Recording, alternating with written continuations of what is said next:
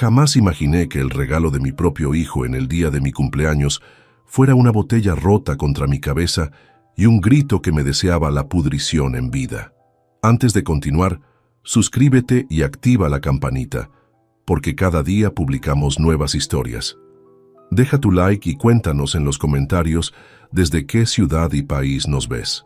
Mi nombre es Antonio Gálvez, tengo 61 años, y si hoy me atrevo a contar esta historia, no es por morbo ni por rencor, sino porque aprendí con sangre que la traición más cruel no llega de extraños, sino de la sangre que juramos proteger.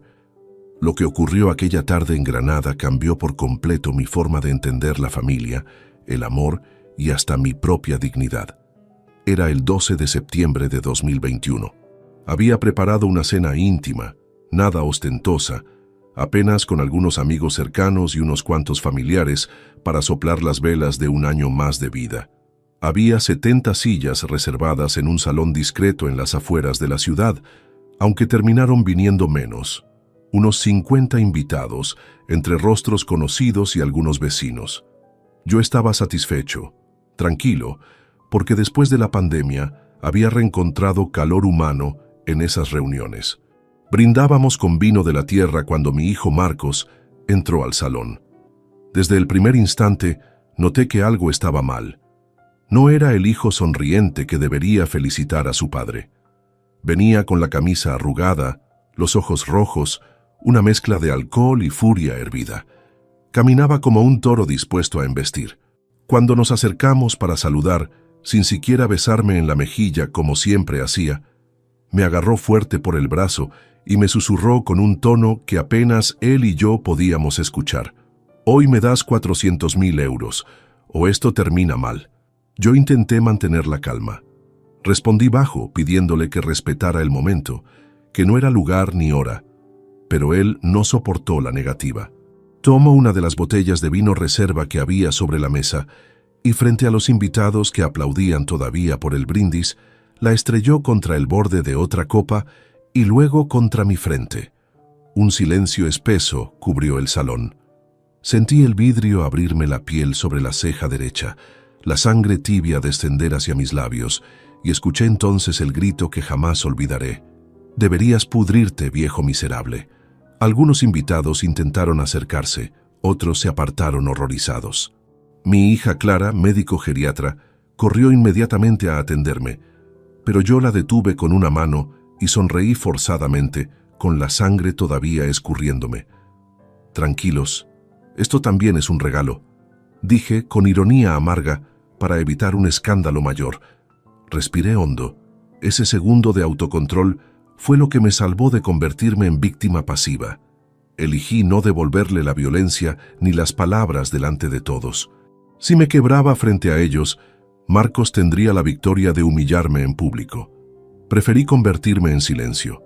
Las risas ahogadas de algunos vecinos, la incomodidad de los rostros conocidos, todo se volvió borroso mientras Clara me acompañaba discretamente hasta una habitación lateral. Ella limpiaba la herida con delicadeza, casi llorando, y me repetía: «Papá, tienes que denunciarlo. Esto no es normal, no es un simple arrebato». Yo asentía, pero en mi corazón sentía que aquello no era solo una explosión de ira. Era una pieza de algo mayor, de una cadena de desprecios que venían desde atrás. Esa noche, mientras el salón se vaciaba y mis amigos salían cabizbajos, tomé una decisión crucial. No reaccionaría con prisas, no denunciaría de inmediato, pero tampoco pasaría página como otras veces. Tenía que observar, investigar, esperar a que la verdad se mostrara por sí sola, porque si mi propio hijo era capaz de alzarme una copa rota y describirme como un ser que debía pudrirse, la herida de mi frente no era la más peligrosa. La verdadera herida se estaba abriendo en el interior de mi familia y en la sombra de mis propios bienes. Esa noche, con la frente vendada y el silencio del salón todavía en mis oídos, supe que lo que venía después iba a ser peor que un ataque físico. Y entendí que yo ya no podía confiar en Marcos como hijo, sino como adversario. Era apenas el principio de una batalla que marcaría mi vida. Cuando cerré la puerta de aquella habitación lateral y el murmullo de los invitados se fue disipando, sentí que el mundo me aplastaba en silencio. Clara insistía en acompañarme al hospital para suturar la herida, pero me negué. Le pedí solamente gasas y un poco de hielo. No quería que aquello terminara en la comisaría esa misma noche, ni en las portadas digitales de Granada al día siguiente. Prefería cargar con mi dolor físico y quedarme quieto, observando, en lugar de reaccionar con rabia. Y allí, contra ese espejo del baño, con un vendaje improvisado, descubrí algo que sería clave. La serenidad podía ser un arma más poderosa que cualquier denuncia precipitada. En los días posteriores la herida empezó a cicatrizar, pero las miradas de la gente seguían abiertas en canal. Algunos amigos me llamaban con frases cortas, incómodas, sin saber si solidarizarse o fingir que no habían presenciado nada. La mayoría optó por el silencio. Solo Clara mantenía una firmeza tranquila, casi desafiante. Ella, que había crecido entre bisturís y urgencias, me repetía que la agresión de Marcos no era un accidente ni un simple brote. «Papá, esto es una señal de que va a venir algo peor», me dijo con seguridad clínica. Yo asentía, aunque en mi interior me debatía. Durante décadas había tolerado exigencias, pequeñas faltas de respeto, deudas sin saldar. Incluso en 2017 había notado mi firma falsificada en un documento secundario, pero lo escondí bajo la alfombra para no iniciar una guerra dentro de casa. Pensaba que el tiempo y el cariño corregirían lo torcido, pero aquella botella rota me mostró la crudeza de mi error. El perdón sin límites no es virtud, es alimento para el verdugo. Mientras tanto, Marcos no se disculpó. Ni una llamada, ni una nota. Solo silencio. Ese vacío era incluso más doloroso que el golpe. Una semana después de la fiesta, lo encontré en mi portal. Estaba apoyado contra la pared, con la barba desordenada y el móvil en la mano, fumando a grandes bocanadas. Cuando intenté acercarme, me soltó de golpe. ¿Has pensado lo que te dije? No puedes seguir acaparando todo mientras yo me hundo en deudas. No respondí. Volví a mirar su rostro. Se parecía cada vez menos al niño que había llevado al colegio con la mochila colgando y el bocadillo envuelto en papel de aluminio. Era otro hombre, oscuro, helado, dispuesto a destruir en vez de construir. Cerré la puerta sin pronunciar palabra. Esa fue mi primera victoria silenciosa. Resistir la provocación sin concederle el poder de mi ira. Las noches se volvieron pesadas. Me despertaba con el recuerdo de su grito en el salón, de la sangre corriendo por mi frente. Caminaba descalzo por la casa vacía, repasando mentalmente las últimas conversaciones que había tenido con él antes del desastre. Todo encajaba en un tono sombrío. Solicitudes de dinero urgentes, viajes sin explicación, promesas vagas de que todo mejora el próximo mes. Yo había aceptado esas mentiras, creyendo que lo ayudaba a levantarse, pero en realidad estaba allanando su camino hacia una ambición más peligrosa. Un domingo, Clara vino a desayunar. La mesa olía a café recién molido y tostadas, pero su expresión era grave. Se sentó frente a mí y, bajando la voz, dejó escapar un secreto que me heló la sangre. He escuchado a Marcos y a Isabel hablar en la cocina de casa. No sabían que yo estaba allí. Planean declararte mentalmente incapaz, papá. Y Sergio Muñoz, ese abogado que siempre ronda a Marcos, se ofreció a preparar todo para que puedan quedarse con tu patrimonio. La taza me tembló en las manos. Sentí la amargura del café mezclada con un nudo en la garganta. La agresión con la botella solo había sido la superficie. Lo profundo era ese plan frío, calculado, de despojarme de lo que había construido en toda una vida. Comprendí entonces la ferocidad real de la jugada. No era solo codicia, era anulación, borrarme jurídicamente del mapa, dejarme reducido a una sombra sin control de mis propios bienes. Miré a Clara y vi en sus ojos la calma de la ciencia y la furia de la hija que no soporta la injusticia. Tenía 29 años, pero en ese instante parecía mayor que yo, sosteniéndome con su firmeza mientras mi mundo se desmoronaba. Tomé aire y juré en silencio que no permitiría semejante atropello. Pero mi venganza no serían gritos ni violencia, sería inteligencia, paciencia, estrategia. Durante las semanas siguientes, adopté una rutina distinta. Fingía normalidad en público, pero en privado empecé a ordenar mis papeles, revisar escrituras, localizar contratos.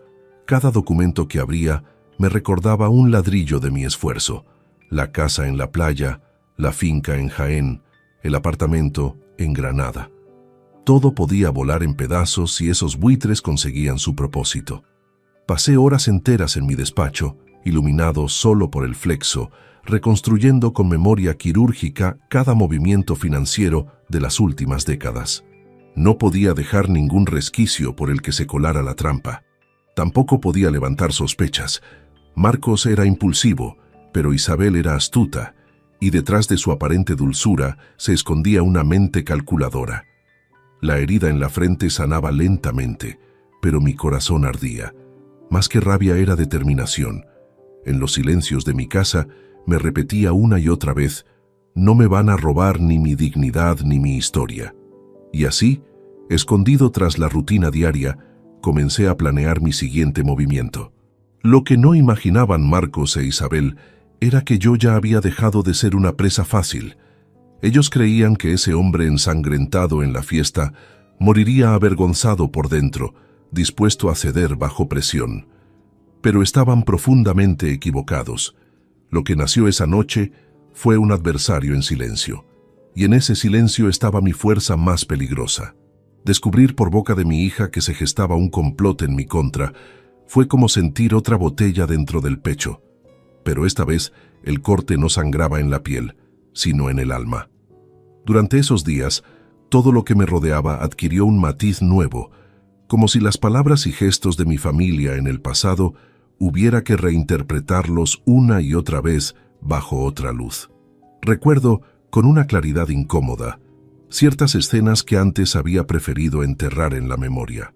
En el año 2017, por ejemplo, apareció un contrato de alquiler en el que figuraba mi nombre y mi firma. Yo nunca lo había rubricado. Lo pasé por alto, convencido de que se trataba de algún error administrativo. Ahora me doy cuenta.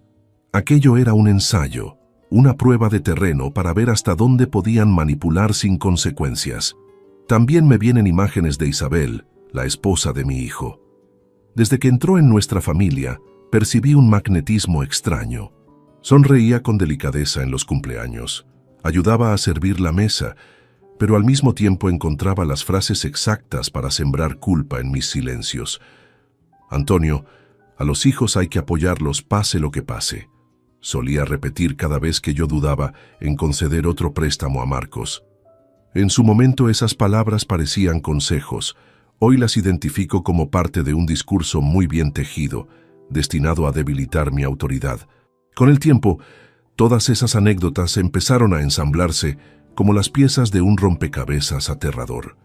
No era casualidad la insistencia de Marcos en pedirme sumas cada vez más grandes, ni las intervenciones oportunas de Isabel defendiendo su causa.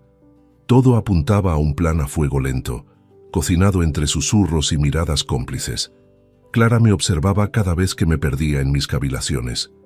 Su preocupación era evidente, pero también su respeto. En un almuerzo, mientras partía pan con manos seguras, me dijo con suavidad: «Papá, no podemos ignorar lo que he escuchado». Isabel hablaba con una frialdad que me heló.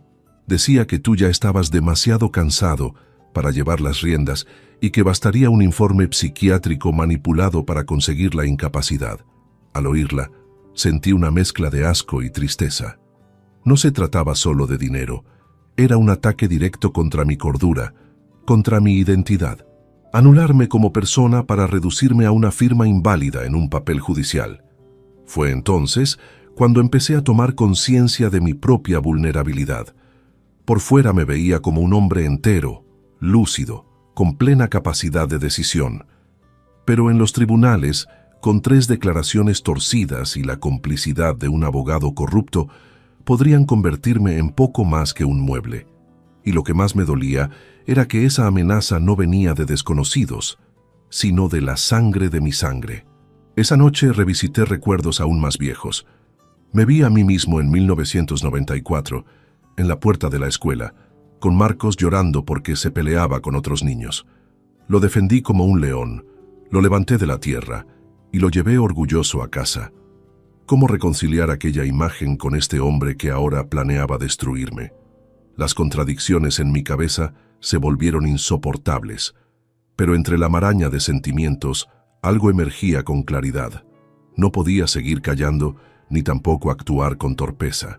Necesitaba aliados y pruebas, necesitaba estrategia. Clara fue el primer pilar en el que confiar, pero también me habló de alguien que podría ayudarme. Ramón Vázquez, investigador privado con experiencia en casos familiares, antiguo paciente de su hospital al que había atendido alguna vez. Me sugirió contactarlo. Yo, que durante tanto tiempo había resuelto mis propios conflictos, dudaba en acudir a terceros. Sin embargo, lo que estaba en juego no era solo mi bienestar, sino el futuro de todo lo que había construido para generaciones posteriores. Acepté la idea. «Trae a Ramón cuanto antes, pero que nadie lo sepa», le indiqué. Clara asintió con un gesto firme. Los días posteriores fueron una especie de pausa tensa. Marcos no aparecía en casa, aunque sabía por terceros que seguía circulando en bares y discotecas de Granada.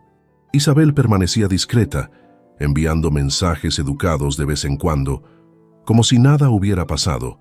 Era evidente que querían mantenerme distraído mientras cocinaban el golpe final.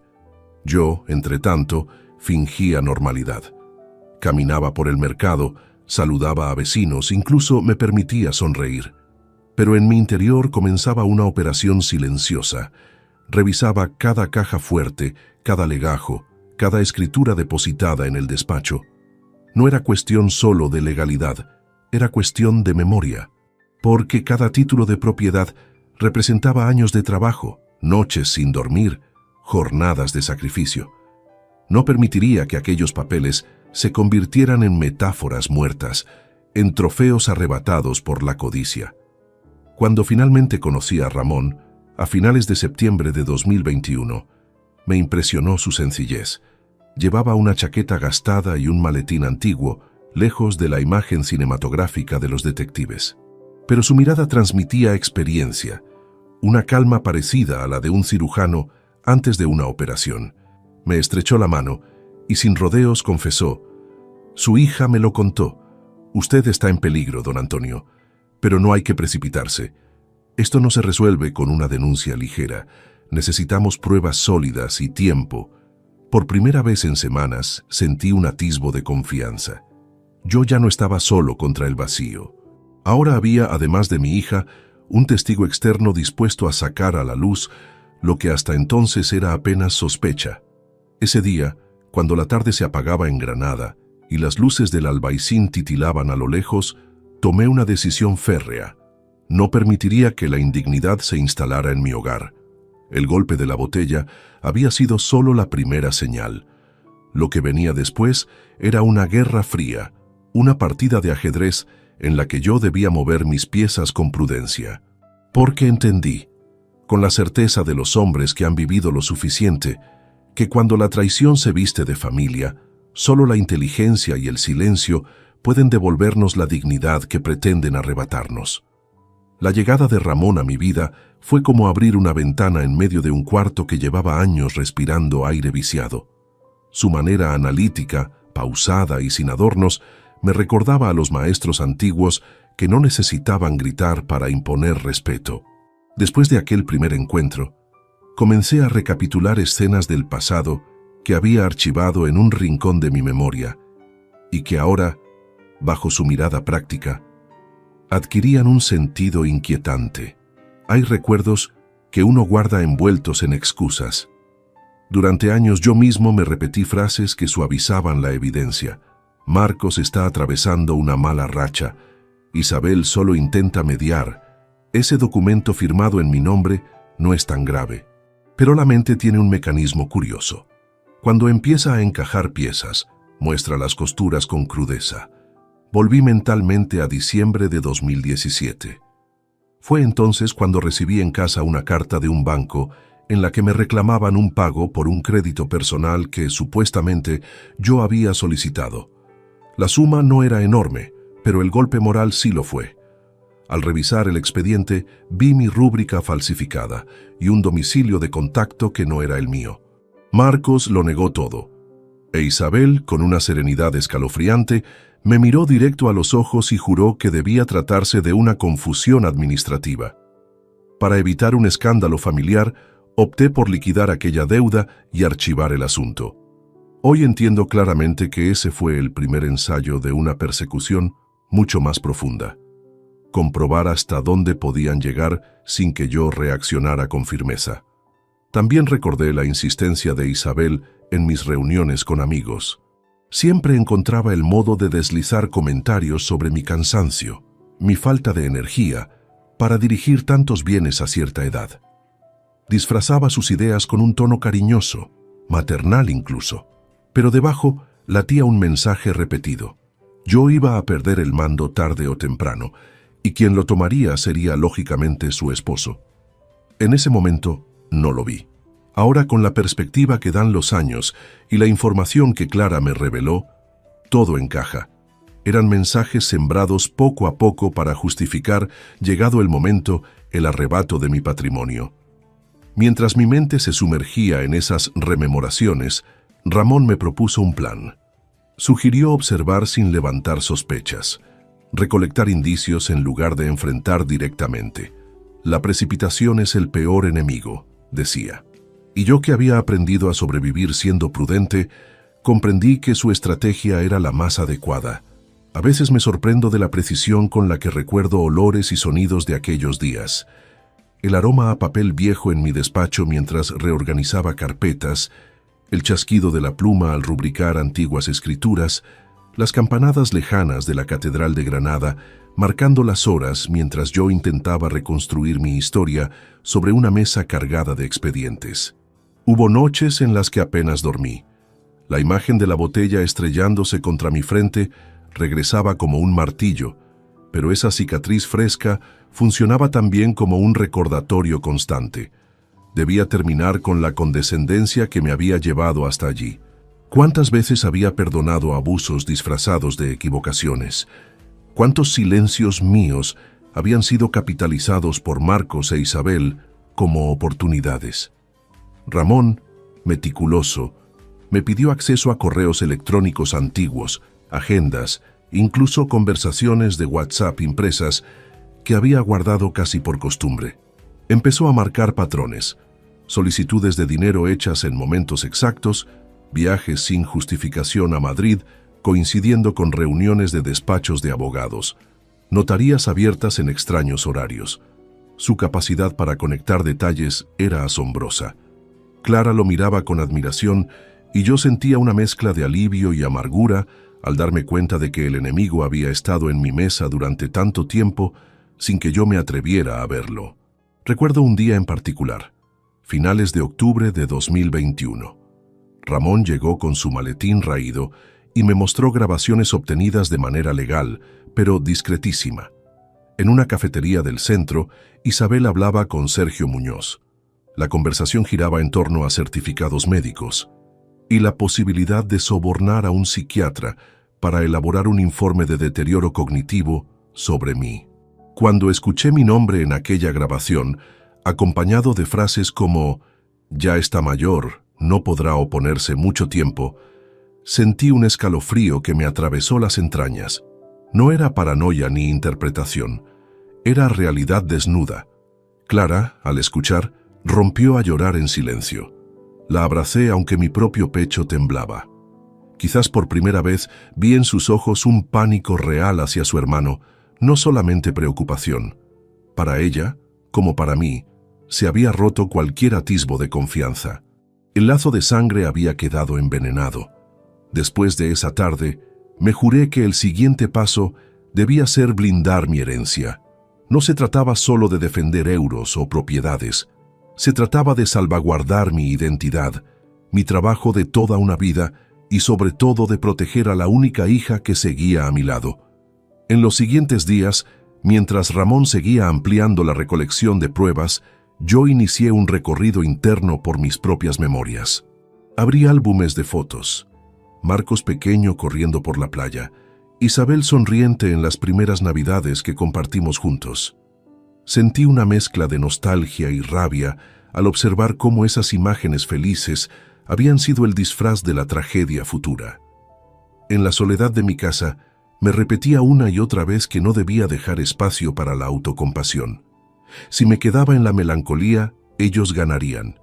Y lo cierto es que esa determinación me dio una fuerza inesperada. Como un viejo roble golpeado por las tormentas, pero todavía erguido, me propuse resistir y golpear en el momento exacto. Lo comprendí con una claridad absoluta. Había llegado la hora de dejar de ser un padre indulgente para convertirme en un adversario estratégico, y no lo hacía movido por venganza, sino por dignidad. No permitiría que manipularan mi memoria, ni mis actos, ni mi voluntad. A partir de ese instante, cada recuerdo revisitado dejó de ser un simple relato pasado para convertirse en un arma contra los que querían despojarme. Y así, entre fantasmas del ayer y certezas del presente, di un paso decisivo. Estaba dispuesto a enfrentar, sin otra brújula que la calma y la inteligencia, a quienes habían intentado destruirme desde dentro de mi propia familia. El día en que decidí poner un cerrojo definitivo a mi vulnerabilidad comenzó como cualquier otro. Café amargo, silencio en la cocina y Clara repasando informes médicos en la mesa. Sin embargo, mi interior hervía con una determinación distinta. Había llegado la hora de trazar una estrategia clara. Ya no bastaba con acumular recuerdos ni constatar indicios. Necesitaba mover fichas concretas. Clara había demostrado una lealtad que iba más allá del amor filial. Ella no solo me cuidaba como hija y médico, era mi confidente, mi guía en el laberinto de esta conspiración. Aquella mañana me habló de nuevo de Ramón con una convicción serena. Papá, todo lo que hemos visto hasta ahora no sirve de nada si no lo proteges legalmente. Ramón puede vigilar, pero lo que de verdad va a impedir que te arrebaten lo tuyo es blindarlo en un instrumento que ellos no puedan tumbar. Yo lo sabía. Llevaba semanas revisando balances, escrituras, acciones, propiedades rurales, y el número total era tan frío como exacto. Casi 3 millones de euros en bienes acumulados en 4 décadas de esfuerzo. Ninguna cifra justifica las lágrimas derramadas con tanto sacrificio, pero esa cantidad era la razón que excitaba la codicia de Marcos e Isabel. Esa misma tarde fui al despacho de Ramón. El investigador escuchó mis temores y con la calma que lo caracterizaba, propuso sumar un aliado más. Un jurista honesto, alguien fuera del círculo de corrupción que giraba alrededor de Sergio Muñoz. Yo dudaba, temiendo que cualquier nuevo nombre pudiera filtrarse, pero Ramón lo garantizó. Don Antonio, conozco un notario en Córdoba, discreto, íntegro, alejado de Granada. Podrá ayudarle sin despertar sospechas. Acepté con un movimiento escueto de cabeza. Clara sonrió con alivio. Y así en secreto trazamos el plan. Ella se encargaría de mi salud y vigilancia emocional, Ramón de las pruebas contra mis enemigos y yo de coordinar el blindaje jurídico. Los días que siguieron fueron de simulada normalidad. Me crucé con Isabel en un supermercado y fingimos sonrisas. Comentó que Marcos estaba viajando por negocios, como si yo no supiera que deambulaba por bares oscuros buscando prestamistas. Su máscara era perfecta, pero sus palabras eran huecas. Yo asentía, como quien escucha una cantinela irrelevante, mientras por dentro sentía crecer un muro de acero. A finales de noviembre de 2021 viajamos a Córdoba, pretextando una visita médica para despistar a los curiosos. Allí conocí al notario, un hombre de aspecto sobrio, con gafas rectangulares y manos que tenían la calma de quien ha escrito miles de testamentos. Le expliqué mi situación con detalle. La agresión, las sospechas, las grabaciones obtenidas por Ramón, el plan de incapacidad. No necesité exagerar nada. Los hechos hablaban con crudeza. Él me escuchó durante más de 1 hora en su despacho tapizado de libros. Al finalizar, dictaminó con voz grave: «Lo que usted necesita es constituir un fideicomiso irrevocable. Si lo realiza correctamente, ni su hijo ni su nuera podrán tocar un solo euro, aunque intenten declararlo incapaz».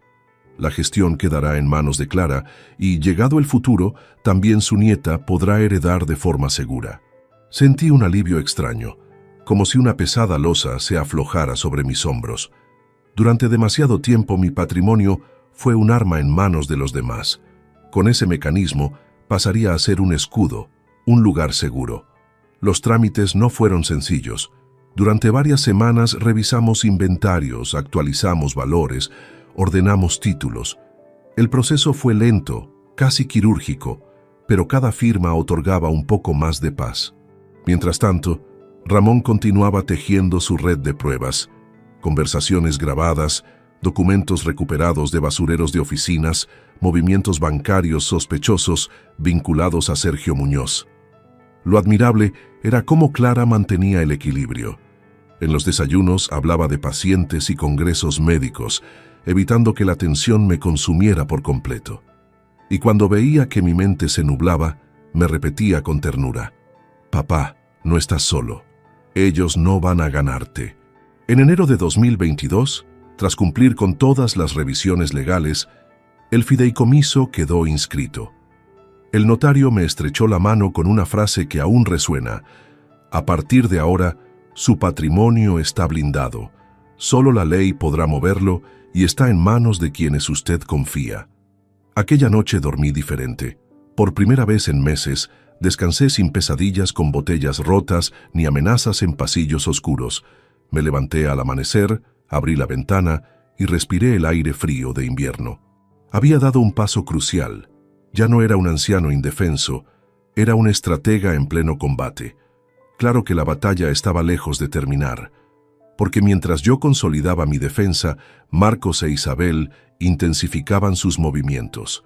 Los rumores llegaban de amigos comunes, conversaciones apresuradas con médicos, visitas frecuentes a la oficina de Muñoz, discusiones sobre propiedades que aún me pertenecían. Lo que ellos no sabían es que cada paso estaba siendo documentado cuidadosamente por Ramón. Yo mantenía la calma, aprendí a escuchar sin mostrar sorpresa, a fingir cordialidad en la calle, a aceptar abrazos hipócritas sin dar indicios de mi plan. Me sentía como un actor en una obra teatral donde todos creían manejar el guión, sin sospechar que la última palabra ya estaba escrita a mi favor. En ese enero de 2022, comprendí definitivamente que la sangre no garantiza lealtad. La verdadera fortaleza estaba en reconocer la traición y responder con inteligencia. Clara, con sus manos jóvenes y su mirada firme, representaba el futuro. Marcos, por el contrario, había elegido la senda oscura que lo llevaría al abismo. Isabel era su cómplice, su sombra venenosa, y yo, desde mi silencio, había comenzado a trazar la trampa que finalmente revelaría su verdadera cara. Los primeros meses de 2022 se convirtieron en un juego de sombras. Sentía que cada paso que daba en público era observado desde algún rincón, como si Isabel y Marcos intuyeran que algo se estaba gestando a mis espaldas. Sin embargo, lo que ellos desconocían era que ya no vivía a la defensiva. El blindaje legal estaba asegurado, y lo que venía a continuación era lo más delicado: reunir pruebas sólidas que demostraran la magnitud de su conspiración. Ramón desplegaba un rigor casi obsesivo. Llegaba con su maletín de cuero raído, se sentaba en mi despacho y, sin levantar la voz, me relataba los avances. Cada palabra que decía me recordaba que no estábamos improvisando, sino construyendo un caso meticuloso. Él había colocado discretamente dispositivos de grabación en lugares clave: cafeterías donde Isabel se reunía con Muñoz, el bufete del propio abogado, incluso en el coche de Marcos, con ayuda de un contacto especializado. Yo lo escuchaba con atención, sintiendo que mi vida entera se había convertido en una investigación criminal. Una tarde de febrero, Ramón me mostró un archivo de audio. En él se escuchaba la voz de Isabel, clara y sin titubeos, diciendo: «La incapacidad habrá de presentarse en marzo. Muñoz asegura que con 2 informes psiquiátricos comprados basta. Si lo presentamos antes de Semana Santa, nadie sospechará». Al escuchar eso, tuve la sensación de que mi propio nombre ardía en llamas en una sala secreta. Clara, que estaba conmigo en aquel momento, se estremeció. Ella conocía bien los protocolos médicos y sabía lo que significaba falsificar diagnósticos. Era una traición doble, moral y profesional. Su indignación creció cuando Ramón sacó un sobre con correos electrónicos impresos, conseguidos gracias a filtraciones internas. Allí, Muñoz detallaba a Isabel un plan para mover propiedades a nombre de terceros, de manera que, una vez declarado incapaz, todo quedara bajo control de Marcos como tutor legal. Esa evidencia fue un golpe en el estómago. No se trataba solo de un hijo cegado por la avaricia. Era una conjura arquitectónica en la que el abogado ofrecía la fachada legal y mi nuera aportaba frialdad estratégica. Marcos aparecía en las conversaciones como un peón rabioso, ansioso de dinero inmediato, pero los engranajes eran engranados por Isabel y Muñoz. Durante semanas nos dedicamos a recolectar cada pieza de ese ajedrez perverso. Ramón me enseñó facturas de restaurantes donde se habían celebrado encuentros, extractos de cuentas bancarias en los que constaban ingresos anómalos vinculados al despacho de Muñoz. Incluso salió a la luz un recibo de honorarios entregado en efectivo, en el que la letra de Marcos se exhibía sin pudor. Todo aquello me revolvía el estómago, pero al mismo tiempo me reafirmaba. No estaba loco. No era imaginación de un padre ofendido. Era una red tangible, documentada, que próximamente se habría de poner frente a la justicia. Mientras tanto, yo mantenía mi rol de hombre sereno. Saludaba a mis vecinos, visitaba mi finca en Jaén, asistía a misa los domingos. Marcos estaba convencido de que su arrebato con la botella había quedado en el olvido y que mi silencio era sinónimo de debilidad. Isabel, siempre educada, me enviaba mensajes con frases ensayadas. «Antonio, deberíamos hablar de tu tranquilidad en el futuro, piensa en descansar». Yo le respondía con monosílabos, aparentando pasividad. Por dentro, ya había comprendido que cada palabra de ella era otra piedra en la trampa que se tendía contra mí. Hacia marzo de 2022, Ramón consideró que ya teníamos el acervo suficiente para sostener una denuncia formal, pero me advirtió con una calma gélida. Si presenta ahora el caso, ellos todavía tienen margen para destruir pruebas. Debemos esperar un poco más, recoger más detalles, para que cuando caiga el golpe sea definitivo. Accedí, aunque la espera me devoraba. La tensión crecía a diario. Dormía poco, y cuando conciliaba el sueño, escuchaba en mi mente la grabación de Isabel hablando de informes psiquiátricos comprados. Me levantaba sudado y caminaba de madrugada por la casa oscura, repasando en mi cabeza la estrategia para no desfallecer. Durante ese mismo mes, Ramón consiguió lo que él llamaba la llave maestra, un video corto, obtenido gracias a una cámara discreta en un despacho compartido, donde Sergio Muñoz discutía con Isabel sobre el precio exacto que debía pagar a dos especialistas para que firmaran mi supuesta demencia. El abogado, con voz grave, decía: 1.500 cada uno, tendrán el papel en 2 semanas. Con eso basta para arruinar a su suegro. Cuando vi aquella imagen pixelada en mi pantalla, sentí una mezcla de repulsión y lucidez. Ya no había duda alguna. No era una sospecha, no era un malentendido. Estaban planeando legalmente mi entierro como persona consciente. Esa noche hablé con Clara durante horas. Le confesé que me sentía dividido. Por un lado, la rabia por el hijo que había criado y que ahora me traicionaba. Por otro, la serenidad estratégica de haber protegido mis bienes con el fideicomiso. Ella, con firmeza, me dijo: «Papá, no es solo tu herencia. Esto ya trasciende. Se trata de defender tu dignidad frente a quienes quieren borrarte». Sus palabras me sostuvieron en medio del torbellino. Me recordaron que lo más importante no era el dinero, sino mantener mi estatus de hombre íntegro, capaz de decidir por sí mismo hasta el último aliento. A finales de ese mes, Ramón entregó un informe detallado con fechas, transcripciones y documentos. Lo guardamos en una carpeta sobria, con la certeza de que pronto vería la luz en una comisaría y en un juzgado. Yo, que siempre había creído en resolver los problemas familiares dentro de casa, comprendí que este ya no era un conflicto íntimo. Era un delito, con todas sus letras. Y así, en esa primavera que comenzaba a florecer en Granada, Mientras los naranjos de las calles liberaban su aroma, yo sentía que se acercaba el momento de pasar de la defensa al contraataque. Ya no era el hombre herido que sangraba en una fiesta. Era un padre que aguardaba el instante justo para devolver el golpe con la fuerza de la verdad y con la ley en sus manos. El día en que decidí transformar la evidencia en acción legal, amaneció con un frío cortante. Había pasado semanas reuniendo pruebas con Ramón, organizando carpetas, escuchando grabaciones repugnantes, leyendo correos que mostraban la traición en toda su crudeza. Sin embargo, tomar la decisión de darles forma jurídica me exigía un salto emocional. Significaba aceptar que mi propio hijo ya no era simplemente un hombre perdido, sino un cómplice activo en un crimen contra mí. Marzo dio paso a abril de 2022. Los almendros comenzaban a florecer, pero en mi interior lo que germinaba era otra cosa, una determinación férrea. Una tarde, viajé en silencio con Ramón y Clara hacia el despacho del notario en Córdoba.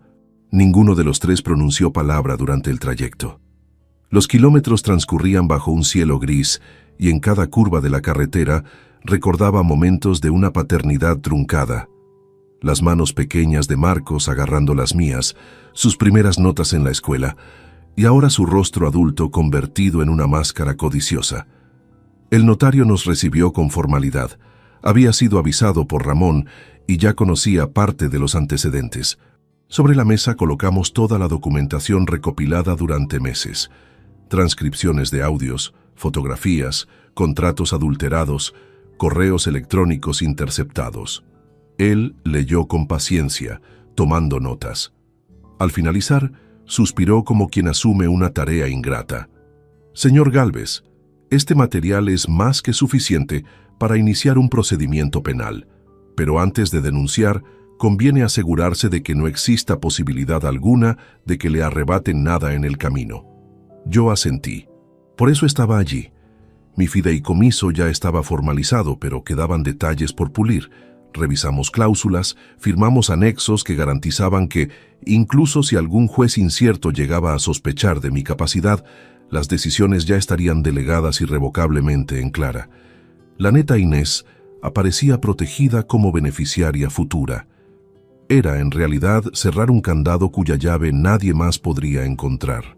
Mientras estampaba mi rúbrica con trazo firme, sentí dentro de mí un extraño alivio. El miedo a perder lo que había levantado durante décadas se disipaba. Ya no dependía de voluntades ajenas.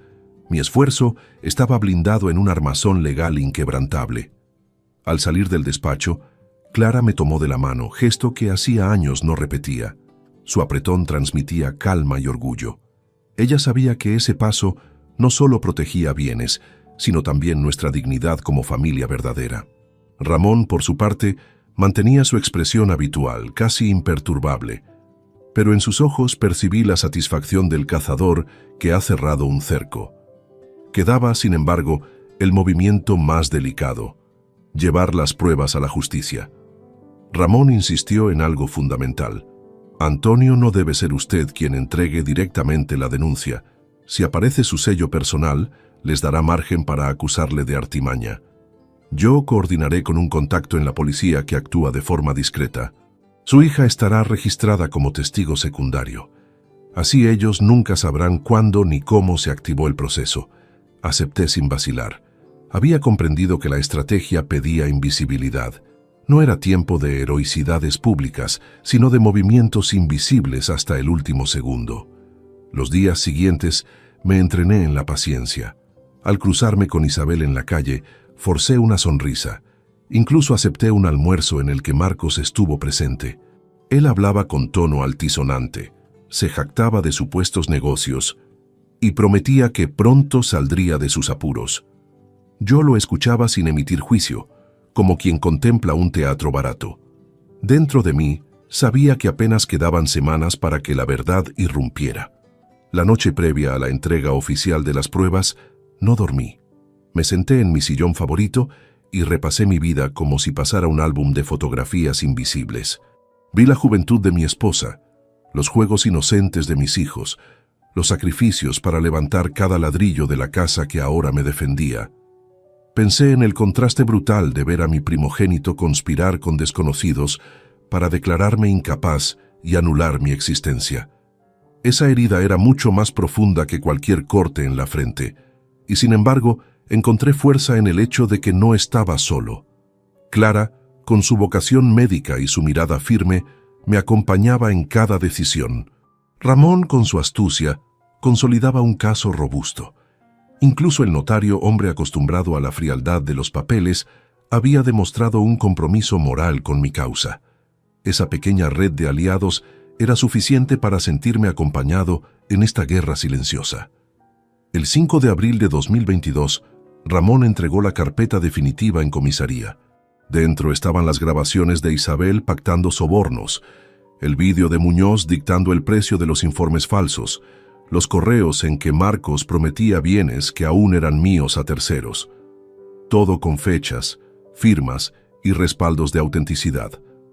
A la par, Clara firmó una declaración breve, en la que confirmaba haber escuchado a su hermano y a su cuñada planear mi incapacidad. Ese mismo día, la maquinaria judicial se puso en marcha. Sabíamos que no sería rápida. Nadie derrumba una trama así en cuestión de horas, pero la semilla estaba sembrada en terreno firme. Yo, por primera vez en mucho tiempo, respiré con plenitud. Ahora ya no era el anciano acorralado por su hijo. Era un hombre que había torcido el destino, que había convertido su dolor en una estrategia. Cuando regresé a mi casa esa tarde, el sol se ponía teñido de rojo sobre la alhambra. Observé el horizonte y me permití sonreír. Lo peor aún estaba por llegar, pero yo tenía la convicción de que cada paso dado estaba sobre roca sólida. La batalla legal había empezado, y yo estaba dispuesto a resistir hasta el final. Los días posteriores a la entrega de las pruebas fueron de una calma engañosa. El expediente ya estaba en manos de la policía, y lo que en apariencia era rutina, escondía una tormenta que se gestaba en despachos judiciales. Mientras tanto, yo llevaba una vida externa casi normal, caminando por el barrio, visitando la finca y saludando a conocidos que, sin saber nada, me hablaban del tiempo o de la cosecha de aceitunas. Pero en mi interior sentía un latido distinto. Había cruzado un punto de no retorno. Los primeros indicios de que la maquinaria se había activado llegaron una mañana de abril. Ramón me visitó con una mueca que intentaba disimular satisfacción. Al sentarse en mi salón me lo dijo sin rodeos. Iniciaron intervenciones telefónicas. Muñoz y su gente aún no lo saben, pero cada palabra que pronuncien estará registrada, y eso nos da ventaja. Me estremecí, consciente de que la red invisible se estaba cerrando sobre ellos. Pensé en Marcos. ¿Seguiría confiado sin imaginar que sus llamadas estaban siendo escuchadas? Me lo representaba exaltado, prometiendo a sus acreedores que el dinero llegaría, sin percatarse de que cada frase era una pala cavando su propia fosa. Al mismo tiempo, Isabel comenzaba a mostrarse inquieta. Lo noté en un encuentro fortuito en la calle Gran Vía. Estaba demasiado nerviosa, giraba la cabeza a cada momento, como si sospechara que algo no marchaba bien. Intentó entablar conversación con su habitual cordialidad ensayada, pero su voz temblaba. Tu hijo se preocupa mucho por ti, Antonio. Deberías pensar en descansar de tantas responsabilidades, me dijo. Aquella frase, que en otro contexto podría haber sonado a gesto amable, me resultó grotesca, casi siniestra, sabiendo que sus maniobras ya estaban siendo documentadas. Clara me aconsejaba prudencia permanente. No des señales, papá. Déjalos creer que siguen teniendo el control. Seguí al pie de la letra su indicación. En público mostraba calma, incluso en reuniones familiares donde Marcos reaparecía sin dirigirme la palabra directamente. Se comunicaba más con miradas altivas y gestos de superioridad que con frases. Creía que el silencio era dominio, cuando en realidad era ignorancia de lo que estaba ya en curso. A finales de abril se produjo la primera reacción visible. Registros oficiales en el bufete de Sergio Muñoz. Ramón fue el primero en informarme. Tenía una fuente dentro que le confirmó cómo agentes habían salido del despacho con cajas llenas de documentos, ordenadores intervenidos y papeles incautados. Aquella imagen, aunque yo no la vi con mis propios ojos, Me resultó tan vívida que la imaginaba con todo detalle. El abogado sudando, fingiendo sorpresa, mientras se llevaba consigo años de corrupción empaquetados en carpetas precintadas. La noticia corrió de manera discreta en ciertos círculos y fue imposible que no llegara a los oídos de Isabel y Marcos. Esa misma semana recibí una llamada inesperada de mi hijo. Su voz era distinta, cargada de ansiedad. «Papá, necesitamos hablar. Todo esto se está complicando». Yo lo escuché en silencio, sin responder nada más que un escueto: «Cuando quieras». No le ofrecí reproches ni indulgencia, solamente una neutralidad calculada. Colgué y me quedé largo rato contemplando la pantalla apagada del teléfono. Su súplica disfrazada era la confirmación de que ya percibía el desastre acercándose. Isabel, sin embargo, reaccionó de modo diferente. En vez de buscar diálogo, optó por distanciarse. Dejó de aparecer en los encuentros familiares, no respondió mensajes triviales y algunos vecinos comentaron haberla visto apresurada en cajeros bancarios y oficinas de mensajería. Ramón sospechaba que intentaba mover dinero a cuentas en el extranjero antes de que fuera demasiado tarde. Mientras tanto, la investigación oficial avanzaba. Clara, con su temple clínico, me explicaba qué significaban los oficios judiciales, las pericias solicitadas, las citaciones que pronto llegarían. Yo asentía, agradecido porque ella ponía palabras técnicas donde yo solo veía un horizonte nebuloso. Verla tan decidida me sostenía con una fuerza inesperada. En ese contexto entendí que, más allá del dolor, estaba asistiendo también al renacimiento del vínculo más noble entre padre e hija. En mayo, recibimos la confirmación de que el fideicomiso inscrito ya estaba siendo reconocido oficialmente en los registros correspondientes. Esa noticia era como un blindaje definitivo. Aunque algún ardid prosperara, mis propiedades no podían ser transferidas sin la firma de Clara. Aquella certeza fue un bálsamo en medio de la tormenta. Sin embargo, Marcos no se rendía.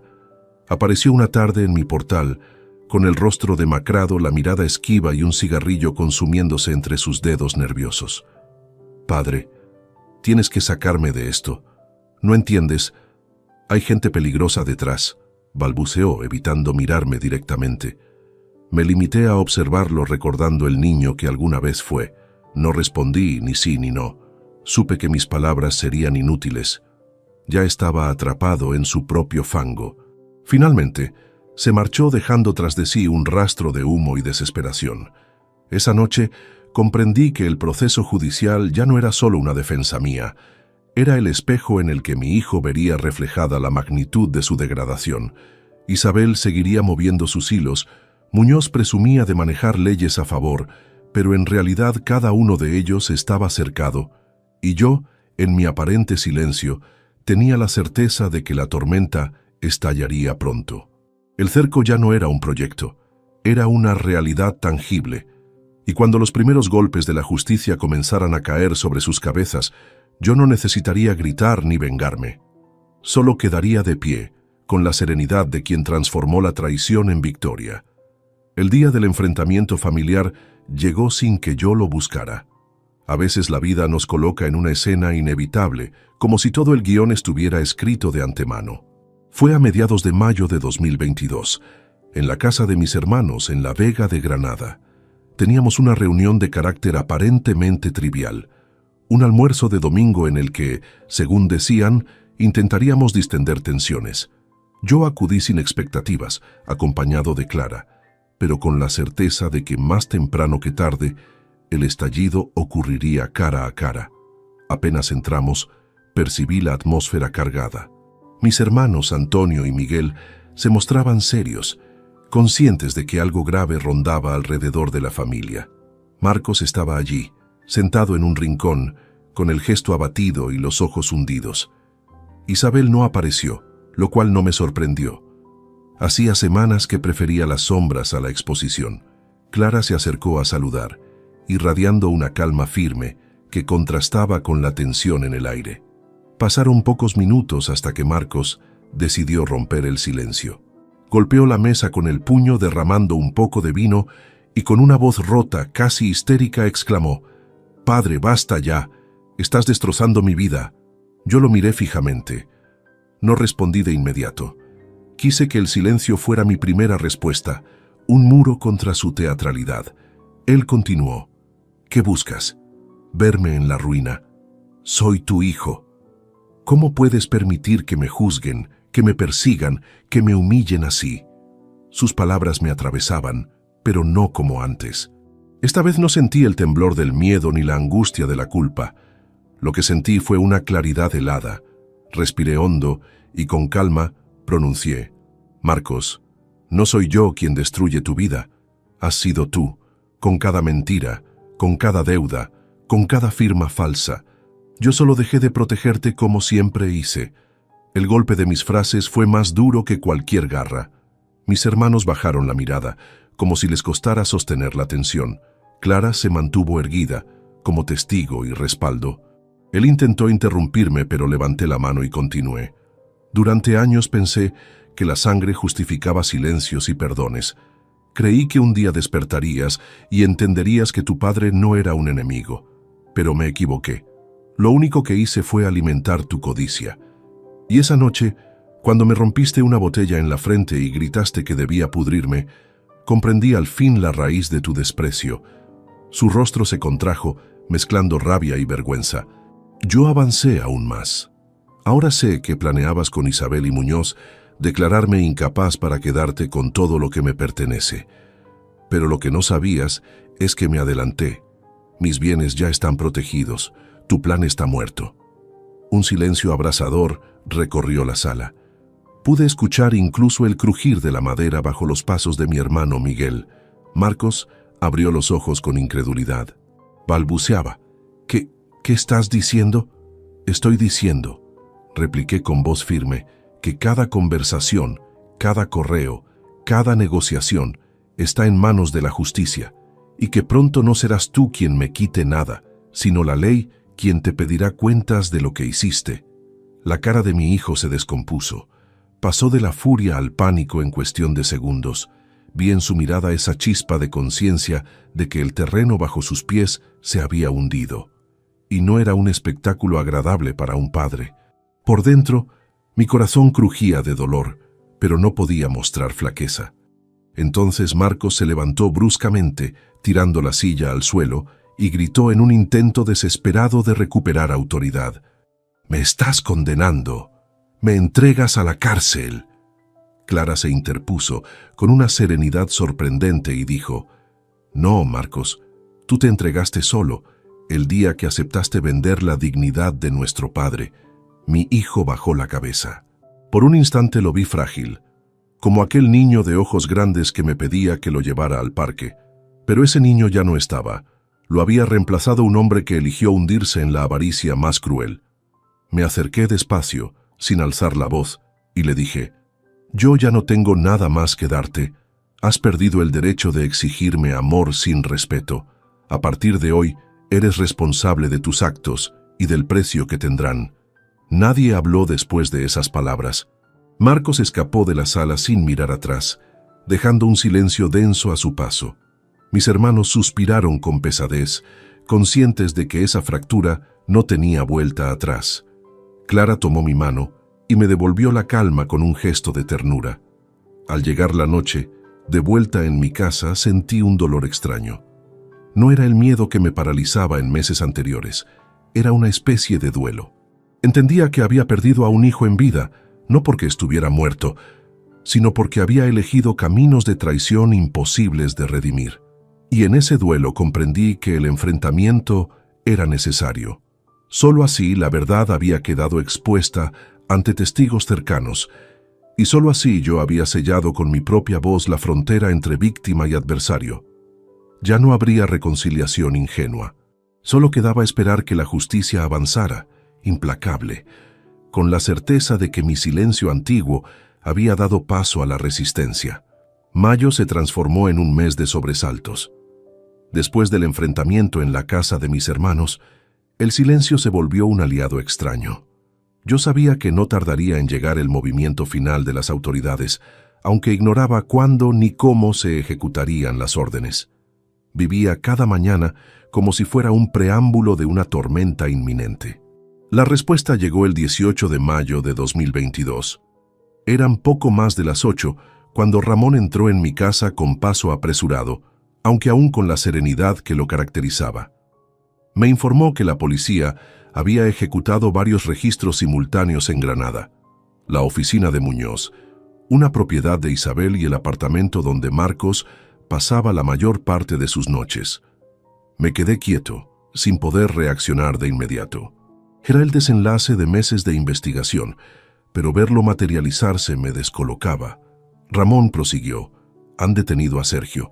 Lo encontraron con documentos falsificados y un listado de pagos realizados en efectivo. Marcos también está bajo arresto provisional por agresión y tentativa de estafa. Isabel ha desaparecido. Esas palabras se clavaron en mí como una ráfaga. Imaginaba a Muñoz, el abogado arrogante, enfrentando a los agentes que irrumpían en su bufete, desmontando la fachada de respetabilidad con la que durante años encubrió sus artimañas. Me lo veía con el sudor corriéndole por la frente y los ojos huidizos, consciente de que no había escapatoria. Pensar en Marcos bajo custodia me estremecía de otra manera. La imagen de mi hijo siendo esposado, reducido a un simple número en un expediente judicial, era el retrato más doloroso que podía concebir. Sin embargo, sabía que era inevitable. El límite entre salvarlo y ser su cómplice ya se había superado hacía mucho tiempo.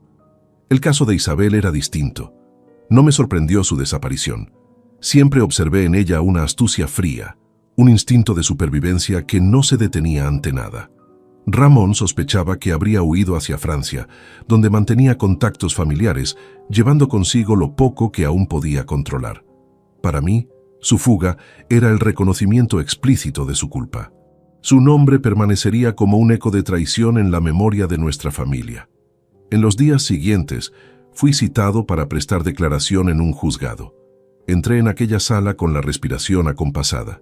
Tenía la frente alta, el traje oscuro bien planchado y la calma de quien sabe que los hechos lo respaldan. El juez me escuchó durante más de una hora. Le relaté la agresión de Marcos aquella noche de septiembre, los intentos de declarar mi incapacidad, las pruebas reunidas por Ramón y finalmente el fideicomiso que aseguraba mi herencia. Cada frase era un desprendimiento del peso que había cargado sobre los hombros durante meses. Sergio Muñoz fue procesado por falsedad documental, cohecho y asociación ilícita. Su caída fue tan rápida que en cuestión de días, su nombre pasó de figurar en placas doradas en el centro de Granada a ocupar titulares en la prensa local como un ejemplo de corrupción profesional. Sus colegas se apresuraron a desligarse de él, y su figura se convirtió en símbolo de la degradación de un oficio noble. Marcos permaneció bajo arresto preventivo, enfrentando cargos por agresión con lesiones y tentativa de estafa. Lo visité una sola vez durante su detención. No fue un encuentro planeado, sino un cruce inevitable en los pasillos del edificio judicial. Se me acercó con paso inseguro, los ojos rojos por noches en vela. Sus labios se movieron buscando palabras, pero yo no lo dejé hablar. Me limité a pronunciar una frase que llevaba meses acumulando en el pecho. Hijo, la sangre no es excusa para borrar lo que has hecho. Que la justicia decida ahora. Y me alejé, dejando atrás una sombra de lo que alguna vez fue mi primogénito. Lo paradójico de aquella etapa era que, mientras los culpables caían uno a uno, yo no sentía la euforia de la victoria. No había satisfacción en ver esposas clausurando destinos, ni en leer titulares que confirmaban lo que ya sabíamos. Lo que sentía era una mezcla de alivio y luto. Había protegido mi patrimonio, pero había perdido una parte de mi propia historia. Esa contradicción me acompañaba en cada amanecer. La sociedad, en cambio, no tardó en reaccionar. Vecinos y conocidos comenzaron a acercarse con frases de apoyo, algunos con tono admirativo. Don Antonio, qué entereza ha demostrado. No todos habrían podido resistir como usted. Yo sonreía con discreción, consciente de que detrás de esas palabras había también sorpresa por ver cómo un hombre en apariencia frágil había derrotado un entramado tan siniestro. Clara se convirtió en mi sostén en silencio. Organizaba mis citas médicas, supervisaba mis tratamientos habituales y al mismo tiempo coordinaba reuniones con el notario para asegurar que todo lo firmado permaneciera inamovible. Su presencia era un recordatorio de que la fidelidad sí existía en la familia, aunque provenía de un único lado. Los meses avanzaron y supe que Isabel había traspasado la frontera hacia Lyon. Allí se refugiaba en casa de una prima, intentando rehacer su vida mientras cargaba con la mancha judicial que la perseguiría de por vida. Yo no necesitaba verla ni escucharla más. Su nombre, para mí, había quedado enterrado bajo la memoria de la traición. Mirando hacia atrás, comprendía que el proceso entero había sido como atravesar un desierto con la certeza de que al otro lado aguardaba un oasis. Cada paso dolía, cada instante de incertidumbre amenazaba con hacerme caer, pero al final logré llegar a salvo. No intacto, porque la herida de un hijo nunca cicatriza del todo, pero sí fortalecido en la convicción de que la dignidad no tiene precio. Al caer el verano de 2022, la justicia ya había encarrilado la mayoría de los procesos. Yo, por mi parte, encontraba serenidad en lo cotidiano. Desayunar junto a Clara, pasear por los olivares, leer en las tardes tranquilas. Mi vida ya no estaba definida por el miedo a la traición, sino por la certeza de haberla enfrentado. Y entendí que, aunque las derrotas familiares son las más crueles, a veces es necesario levantar un muro y permitir que la justicia penetre donde el amor fracasó. El verano de 2022 me encontró distinto. No era el mismo hombre que había sangrado en silencio en una fiesta meses atrás. Tampoco aquel padre que todavía quería justificar los errores de un hijo en el nombre del cariño.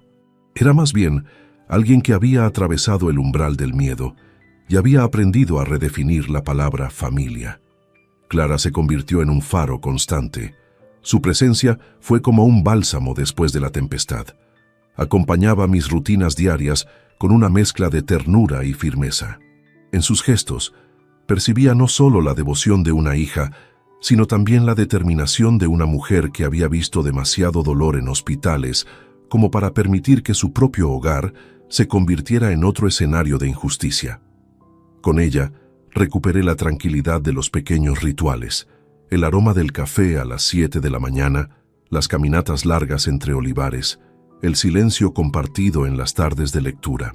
La noticia de que Marcos permanecería detenido hasta la celebración del juicio oral me sacudió por dentro.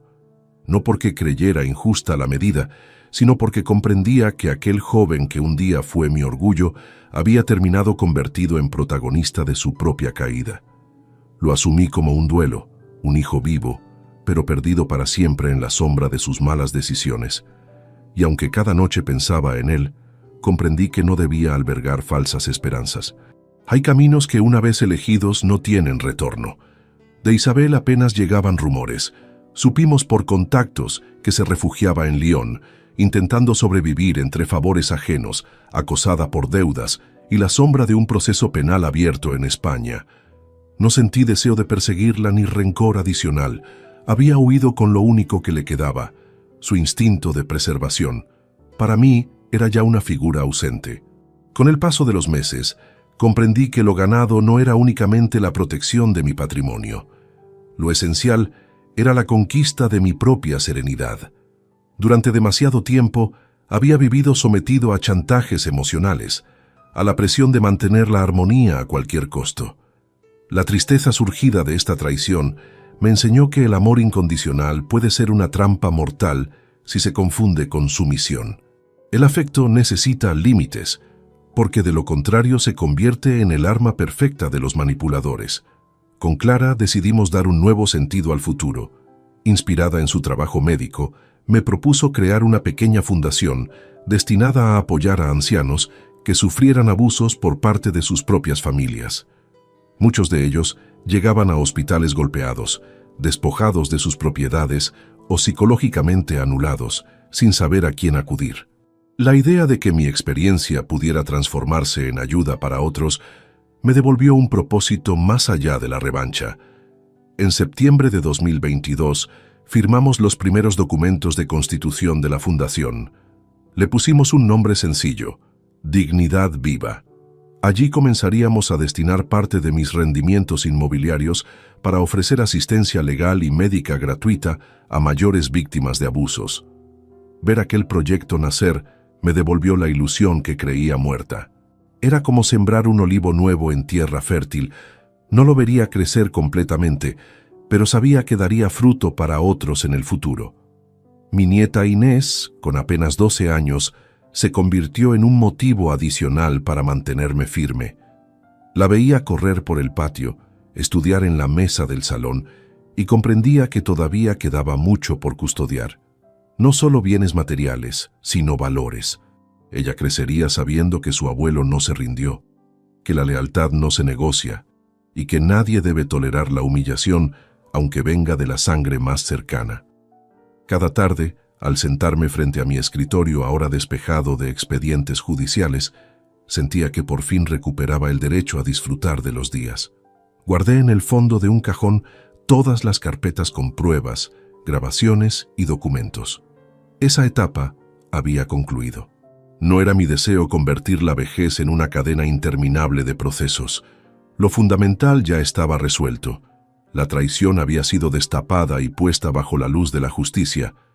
Me reconfortaba mirar a Clara, verla sonreír de nuevo, menos encogida por la angustia de los meses pasados. Ella también había cargado con un peso enorme, y sin embargo salió fortalecida, confirmando un vínculo padre-hija más sólido que cualquier herencia. La verdadera riqueza, comprendí, era esa complicidad, ese amor que no necesitaba disfraces ni condiciones.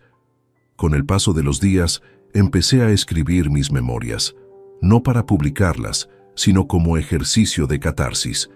Relatar cada etapa: la noche del ataque, el descubrimiento de la conspiración, la labor paciente de Ramón, el blindaje de mis bienes, el enfrentamiento con Marcos, los registros policiales, el juicio en ciernes.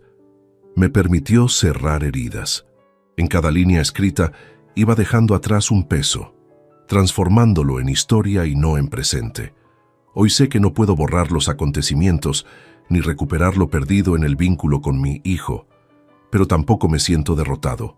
Al contrario, he encontrado un lugar de paz en el que sé que hice lo correcto, aunque el precio fuera alto. La justicia no es venganza, es equilibrio restituido.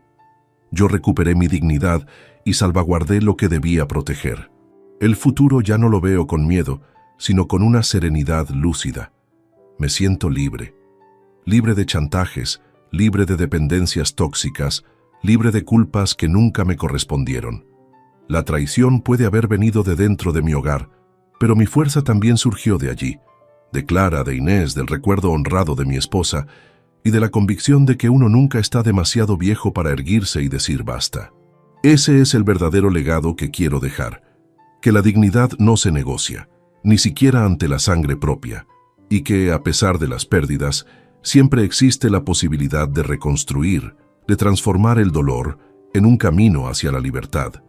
Si esta historia te ha gustado, apóyanos con un like, suscríbete al canal y déjanos tus opiniones en los comentarios. Para escuchar la siguiente historia, haz clic en la caja que aparece a la izquierda. Gracias por acompañarnos.